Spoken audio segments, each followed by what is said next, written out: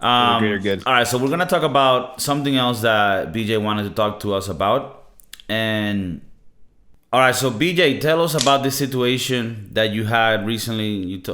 I told you not to tell me much of it just yet because I wanted to sort Mm, of catch it in the moment. So talk to me. right. And dissect it like live.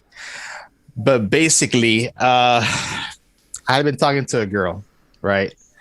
And it's kind of like a girl talk scenario where there's no girls to talk to, but I don't know who else to talk to about this, you know? Right? Um,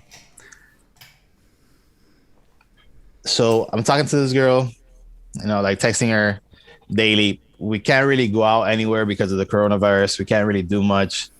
The funds are limited because I don't have a job. So it's been like a year plus of us just talking. Like we don't go out anywhere. We've never done anything.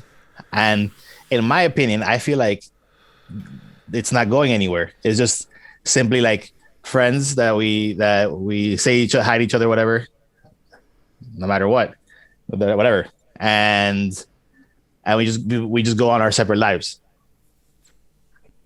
So the other day, my sister ended up swallowing like a piece of plastic from like an apple pie from Publix, and she had to go to the operating room to get it removed. Right. So this is like Saturday. So Saturday, and then it turns into Sunday. She gets out and she's hungry. She wants like a slice of pizza. Right. From We go to this place called the Big Cheese on Sunset Place or Sunset Drive. It's a really good pizza, and she wanted some, so we ordered some to go for takeout, and we didn't realize that we were missing something. We ordered like a piece of something that she wanted, and I'm like, well, we have to wait 10 minutes. Let me get a beer and sit down and chill. So I get a beer, I sit down and chill. And the way that this building is designed, there's seats on the inside, a window, and seats on the outside. So I'm looking through the window and I see like, these college girls. They look pretty cute, and I was waiting for one of them to like look my way, and I'm there with my brother-in-law. He goes, "John, isn't that so and so?" And I'm like, "Who?" When I turn to look, it's that girl that I've been texting, talking to another guy. Okay. Sitting down So at a table. sitting down in the table in front of where I was looking, and I couldn't see her. She was right in front of the girls that I was looking at. So like it showed me that even having, like, for me, like it was like a sign from the universe saying like, even having this girl in front of you, you can't see her. Why are you still even like pursuing this? Right. So that's what I wanted to kind of like show you, Okay. and see how we go into that. And Now, if we go back to the episode we had with our concurrent guest Tavo, right, about getting to zero, do you think that this also has to do with the fact that to get to zero, you need to have your own means, your own resources to be able to offer her possibilities for experiences that can maybe turn into something, and she's there with that guy that is doing exactly that? I I totally agree with you there. Like I'm actually happy for her that there's like a guy that went after her, because it wasn't gonna be me. I felt some type of way because of the fact that, like, damn, she's right here and I still don't see her. Right, but what is I know that sounds profound, but what is the real thing behind it But the real that you're thing behind trying? it is that the real thing behind it is also that I can't offer her what this guy can offer her, because I'm not at zero. Because Exactly. I'm not there yet. Like Okay, so is the I conversation more about fuck? I'm pissed off that there's this potential misses, right? That I could be uh huh taking out and wooing, right, into Right. a romantic thing. But I'm not Uh, even at the level that I need to be at where I can have the tools to acquire that. So and it's frustrating to see it, but it just motivates me more to want to keep pursuing my changes in my life that I'm trying to pursue now. You know. right. Well, as Jordan Peterson says, right, there's a very strong argument to give up on life when you go through shit, right? And Uh, there's no bigger hell than feeling being impotent, right? For to mhm. situations, right? Like you wanting to pursue something, but and one of those things that stops you is a financial situation, right? That's a Right. hard one, and so yeah. So Peterson says a very good argument to give up and just be like, man, fuck this shit. This is a hell of a thing to go through. But it's either that and just be a piece of shit your life, or fucking use that to fuel the fire and be like, no, fuck that. Let me get to some sort of level of relevancy here in Of all self reliance. Yeah. right. And well, for people that are listening, it's important for you to know me and BJ here. We're talking about fucking our feelings, our things here. We're exposing our most vulnerable parts of ourselves, and it's the truth. And it's also to allow others to understand that, man, we all go through this shit. Life is a funny pickle. It's hard as fuck. There's a lot of shit that goes through. I remember I've been in times in the past where like I had before when I was single and shit, like there were times in my life where I went a long time without being with a girl, right? Wow. And it would fuck with me, right? Like fuck, man. I can imagine. But it will also let me feel like, man, you're not you gotta fucking you gotta offer something, right? And it doesn't have to be about me paying for shit. It's like you have to be in a moment in your life where you feel good about yourself so that others can feel good about you. And that led me to fucking keep it moving, right? And we're all Right. still in the moving zone, right? So yeah, bro, thanks for sharing that. How do you think this makes you feel towards the future and the things that you can put into play? Look, I totally see that this is like a way of telling me that unless I can achieve these goals of providing for myself, how can I expect to provide for another person? You know, if I can't even provide for myself. Right. So it just like sets me on the path of doing what I have to do to become self-reliant. Yeah. Yeah, I think I was talking to him the other day. I put some post and on Facebook where he said that delayed gratification is one of the most, if not the most important factor for success, and it's such a hard one to do. Mm-hmm. And like pretty much like the to get to zero, provide for Bro, yourself. You gotta pay for your bills. That's the main thing, and the bro, other, fucking be healthy, be in shape, right?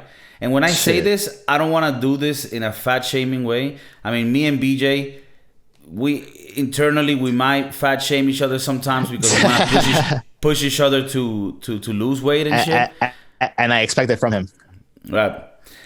But I'm not someone to talk about this in a mean way. Although I will say that anyone that thinks being overweight is cool, it's not. You should be aware that it's not cool. Like me and BJ are aware of it, and we're trying to fucking solve that shit, right? Now that being said, I saw some like snippet of a podcast that just came up on my feed on YouTube. Mm-hmm. I won't say who it is or anything, but like they were talking about like, oh, I don't hang out with people that drag me down type shit, and it's like I don't hang out with fat people because if you're fat, that means that you're not an evolving person, you're not a person that progresses in life. You don't have, so it's like I don't have to be with that type of people, and it was just very it just felt like a piece of shit, right? And it's like in Japan, for example, if you're fat, they won't hire you at a very important firm because it is true, right? Like if you cannot lose weight, there is some self-discipline that you're lacking. Now that being Right. said, for somebody to say that because you're fat, there's nothing that you can do to like I don't know, improve my life or add. It's like, are you fucking retarded? Like, there's so many, like, life is so many uh, things, right? Like, who you are. And you can have skills in many other things. You know, Right. like when I was growing up, I remember being really good at school things, at math, at the things that I like to do. And then I saw some other kids that were really dumb, but for some reason they were able to go to the gym 3 times a week, every week. And I'm like, how is it that he has half of the IQ that I have, but he can just fucking continue to go to the fucking gym, right? So I'm just saying this because I found it weird, right? What do you think of that? Like somebody saying, "Oh, because you're fat, that means that you don't have it in you to even be a person that can provide value to others." Because the reason why you're fat, like fat, is just a reflection of all the failings you have in your life. And how I like basically all of them piling up, and then you're like stress eating because you're not succeeding in a certain point in life, and you become like overly fat or something like that. Is that what you're saying? No, not even more abstract. Meaning like they saying, right? They're saying it in a way like, if you're fat, that means that you don't have the power to be self-disciplined and eat less, right? Right. And reach your normal weight. Uh-huh. And that means that you don't have the discipline to do other shit in life that are gonna take you to success. And Mm. I can see how that lack of discipline How will they hinder you, like they correlate. will hinder you in some aspect. But there's other parts of a human that are not, you know what I mean? Like you could be successful. Like you could have a fat guy that fucking wrote, I don't know, a computer code and became a millionaire or whatever the I, fuck. I would have just gone with the fact that because you're fat, you're more likely to develop like heart disease, like stomach disease or colon disease, as opposed to a Yep. skinny guy. So it's like more time in the more time out of work, more time spending money off of the company, like healthcare insurance, whatever the fuck. And I mean, and not that that fat guy is less valuable than any other member of that team. He can actually be even more valuable than any member of the team. But the issue is that now that he His has costs of this operations are higher. All exactly. right, but I was just talking about that example in Japan with companies.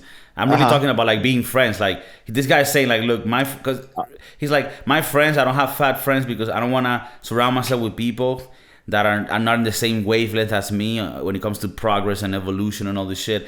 And I was just like, wow, man, this guy is such a fucking little prick, piece of shit. Because on one side, you know me. I mean, we don't fucking say that being fat is cool or anything. No, we know that it's bad, and we're trying to Mm, solve this shit. I mean, it's hard not to mm. stuff these pizzas on our esophagus, Oh but my we're god. fucking aware that it is bad. Now, I won't say that on the other side that if you're fat, there's nothing that you can add to the society or even to me. Like, you know what I mean? It's just I thought it was a bit stupid. Um, but It yeah. seemed like he had a very limited worldview. Yeah, it seemed that way. All right, so moving on, but staying within the topic that you're talking about. Okay. I mean, I feel bad for you in the in the women situation because of your geographic location. Mm, You are in one of the worst places to hmm. find a good woman, which is in Right. Miami. And I mean, I'm Hmm. not trying to, be Speak offensive back. or Yeah. anything. No. I'm just saying, like, people are a lot. I mean, you gotta be honest. People are a lot more superficial in Miami than in other parts of the country. And if I go even further, in Europe, it's a Hmm. lot more equal, right? In that Hmm. sense. So it's like you don't have that pressure of it being super expensive to do things. And I don't know. At the end of the day, this is like a thing that happens. Like when we have young people growing up in life, fucking up, doing things, Right.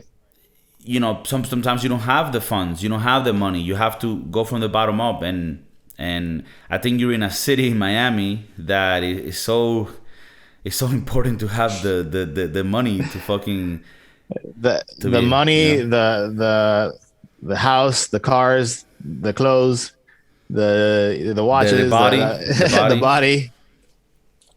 Yeah. It stacks up. So what do you think um would be your, so with this girl that you were talking to, Uh huh. when when you say that you saw her, right, and you're like, even when she was there, I couldn't see her, right? Right. Like, do you think this means more like even there, even though she was in front of me, my combined potential wasn't enough for me to acquire that? Was it something like that, or more like I didn't see you because I'm not really looking where I should be? Like, I'm trying to be a little more philosophical here, but um. Okay. So to me, it felt more like even having you in front and like looking because I was looking for chicks. So if I was looking for chicks and she was one that I wanted to be with or pick or spend the rest of my life with, why couldn't I pick her out first? oh, I mean, that's how deep it was. Like, that's how much you liked her. Like no, but whenever I talk to a girl, I always see the potential. Like I always have to think to myself, like, can this be a long term thing or not?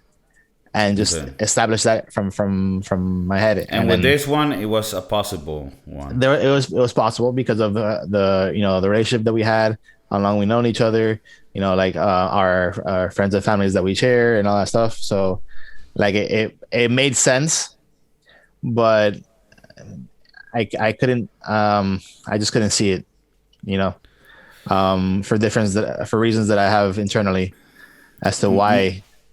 Moving The, forward, do you think there is a way to start getting in the game mhm. with your current situation, or do you think it's imperative to get to zero? Because see, that's what I'm thinking. Like, dude, like let's say it takes me 5-6 years for me to get to zero. Right, So in 5 or 6 years is when I start dating. 5 or 6 years, I'm basically going to be 40. right. So like, what are we doing here? Well, we would want to try to get to zero maybe in the next year or so. But then that would require a level of commitment that apparently it's the Japanese we lack or Well, discipline dude. that we lack. Well, dude. Even with my lack of discipline, I'm taking care of my shit here All right. so what I'm saying is, I think you can as well, Oh, absolutely. right? Within a A year or year. so.